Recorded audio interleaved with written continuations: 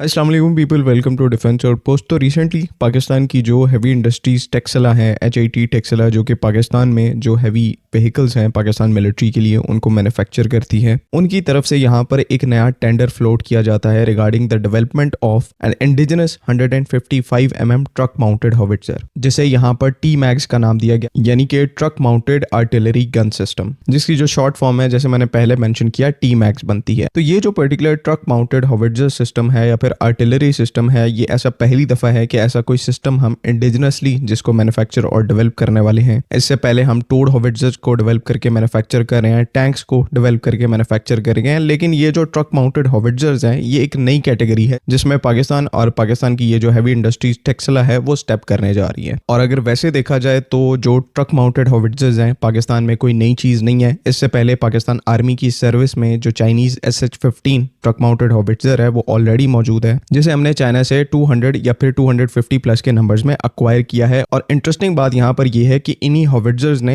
मई 2025 की कॉन्फ्लिक्ट में front line के ऊपर एक काफी क्रूशल रोल प्ले किया था, जिसमें मेन पॉइंट जो है, एक तो इनकी एक्सेप्शनल मोबिलिटी को जाता है, जिनकी वजह से पाकिस्तान आर्मी ने काफी कम टाइम में इनको फॉरवर्ड पोजीशंस के ऊपर डिप्लॉय किया। और फिर डिप्लॉयमेंट के बाद भी जो शूट एंड स्कूट की कैपेबिलिटी है कि फायर करके अचानक से पोजीशन को चेंज करना ताकि एनिमी आपकी जो लोकेशन है उसको ट्रायंगुलेट ना कर पाए, और उसके बाद फिर पोजीशन चेंज करके दोबारा से फायरिंग मोड के अंदर आना, ये सब कुछ इतने कम टाइम में और इतनी अच्छी मोबिलिटी के साथ पाकिस्तान आर्मी ने SH-15 के साथ अचीव किया है कि उस 88 आवर की जो कॉन्फ्लिक्ट है उसमें हमने literally thousands of shell Indian positions के ऊपर डिलीवर किए, जिनसे तकरीबन 60 to 70% इंडिया की जो front line forward border outpost थी वो तकरीबन पैरालाइज होकर रह गई थी। इतनी इफेक्टिव तरीके से SH-15 ने उस पूरी कॉन्फ्लिक्ट के अंदर काम किया था। तो इसी इफेक्टिवनेस को देखते हुए अब ऐसा लग रहा है कि पाकिस्तान ने अपना प्लान बना लिया है इंडिजिनस ऐसी ट्रक माउंटेड हॉविट्जर का। उसमें फिर ये T-MAX जो प्रोग्राम है उसको स्टार्ट किया गया है, जिसमें हमारी जो इंडिजिनस एक 155 की हॉविट्जर है उसको बनाने के ऊपर काम इस टाइम के ऊपर चल रहा है। नौ HIT की ये जो T-MAX आर्टिलरी गन सिस्टम है, इसके बारे में अभी इसकी जो स्पेसिफिकेशंस हैं उनको पब्लिकली यहाँ पर अनवील नहीं किया गया, क्या ये हैवी कैटेगरी की एक ट्रक माउंटेड हॉविट्जर होगी या फिर अल्ट्रा लाइट कैटेगरी की होगी। लेकिन जिस तरह का पाकिस्तान के अंदर टेरेन है, मीडियम कैटेगरी की जो 155 ट्रक माउंटेड हॉविट्जर है वो यहाँ पर ज्यादा सेंस बनाएगी, जहाँ पर वेट जो है वो इस पूरे सिस्टम का उसको कैलिब्रेटेड रखा जाएगा, उसको नॉर्मल रखा जाएगा ताकि फॉरवर्ड एरियाज में डिप्लॉय करने में यहाँ पर कोई मुश्किल ना हो।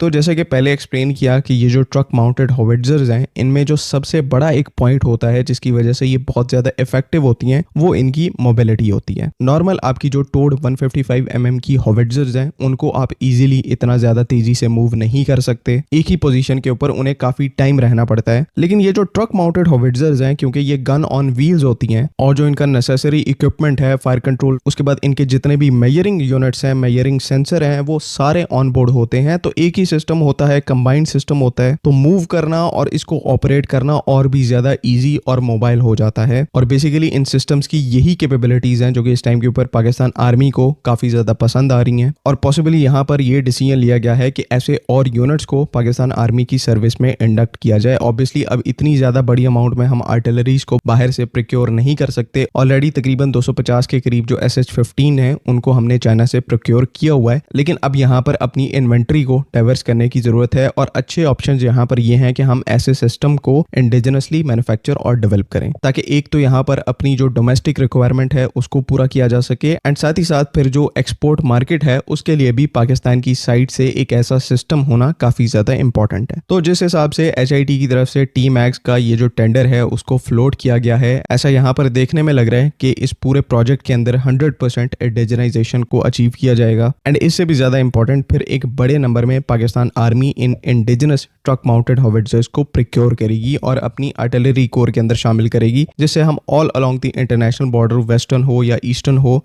वहां पर इन सिस्टम्स को डिप्लॉय कर सकते हैं। और इनकी जो शूट एंड स्कूट कैपेबिलिटी है उसको हम एनिमी के अगेंस्ट में फिर ऑल अलोंग बॉर्डर यूटिलाइज कर सकें, बिकॉज मे के कॉन्फ्लिक्ट में हमने इनको यूटिलाइज किया तो ये काफी ज्यादा इफेक्टिव थी। बाकी जैसे ही यहाँ पर HIT की इस T-MAX ट्रक माउंटेड हॉविट्जर से रिलेटेड कोई स्पेसिफिकेशन सामने आती है या फिर इसकी कोई डिटेल्ड पिक्चर्स हमारे पास आती हैं तो इंशाल्लाह उनको आपके साथ जरूर शेयर करेंगे। बाकी आपके यहाँ पर इस पूरे सिस्टम से रिलेटेड कोई क्वेश्चंस हैं, कोई कंफ्यूजन हैं तो काइंडली उसको कमेंट्स में जरूर पूछें। अगली वीडियो तक के लिए अल्लाह हाफिज़। पाकिस्तान जिंदाबाद।